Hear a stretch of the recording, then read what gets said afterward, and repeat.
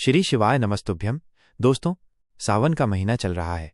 इस वर्ष सावन माह का शुभारंभ 11 जुलाई शुक्रवार को हुआ है, जिसे श्रावण मास भी कहते हैं। यह महीना भगवान भोलेनाथ को अत्यंत प्रिय है। बाबा के सभी भक्त इस सावन माह में व्रत रखकर शिव पूजा करते हैं और अपनी मनोकामनाओं की पूर्ति के लिए कांवड़ यात्रा करते हैं। कांवड़ यात्रा की शुरुआत भी सावन के पहले दिन यानी श्रावण कृष्ण प्रतिपदा तिथि से हो गई है। कांवड़ यात्रा में शिव भक्त पवित्र नदियों का जल कांवड़ में भरकर लाते हैं और उससे शिवलिंग का जलाभिषेक करते हैं। जो लोग कांवड़ यात्रा करते हैं उन्हें कुछ नियमों का पालन करना होता है। यदि आप कांवड़ यात्रा के नियमों का पालन नहीं करते हैं तो आपकी ये यात्रा असफल और खंडित हो जाएगी।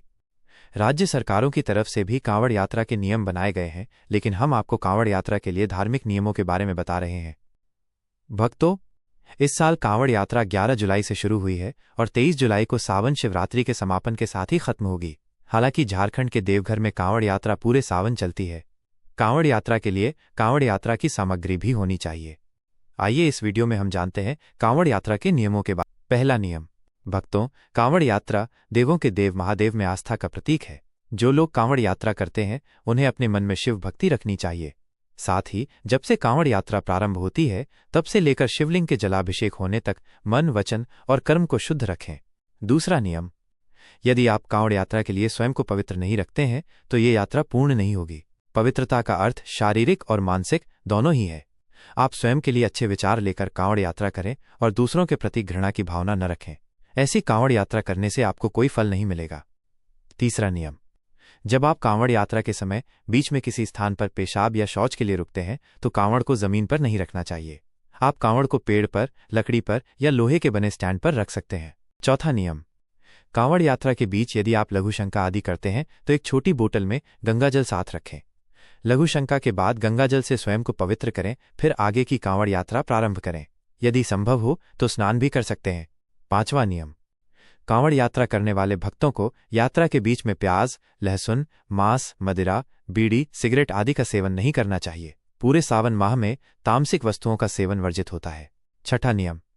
कुछ लोग कांवड़ यात्रा के समय भांग या अन्य नशीले पदार्थों का सेवन करते हैं। ये सही नहीं है।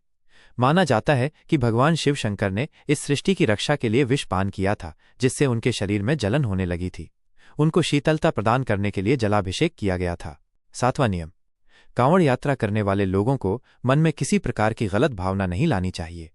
महादेव तो महाकाल हैं। वे भूत, भविष्य और वर्तमान को देखने वाले त्रिकालदर्शी हैं। कांवड़ यात्रा में आप स्वयं को उनको समर्पित कर दें, वे आपका कल्याण करेंगे। आठवां नियम।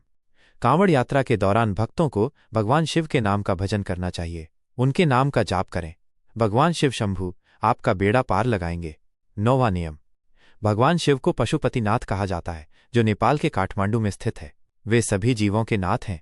कांवड़ यात्रा के समय आप किसी भी जीव को कोई कष्ट न दें, उसे हानि न पहुंचाएं। 10वां नियम। कांवड़ यात्रा के समय साफ वस्त्र पहने। एक दिन की यात्रा के बाद जब आगे की यात्रा प्रारंभ करे तो स्नान आदि से निवृत्त होकर साफ कपड़े पहने। इस वीडियो में हमने आपको कांवड़ यात्रा के नियमों के बारे में जानकारी दी है। इस तरह की और जानकारीपूर्ण वीडियो देखने के लिए हमारे चैनल को लाइक करें और सब्सक्राइब करें। भगवान भोलेनाथ आप पे कृपा बनाए रखें। जय हिंद।